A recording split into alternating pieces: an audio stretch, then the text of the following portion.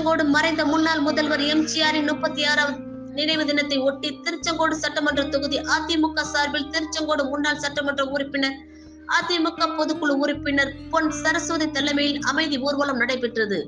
பழைய பேருந்து நிலையம் அண்ணா சிலை அருகில் இருந்து தொடங்கிய 4 ரக வீதிகள் வழியாக சென்று மீண்டும் அண்ணா சிலை அருகே பேரணி நிறைவடைந்தது. இதில் 250க்கும் மேற்பட்டவர்கள் கலந்து கொண்டனர். நிகழ்ச்சிக்கு திருச்செங்கோடு முன்னாள் சட்டமன்ற உறுப்பினரும் அதிமுக தலைமை பொதுக்குழு உறுப்பினருமான பொன் சரஸ்வதி தலைமை வகித்தார்.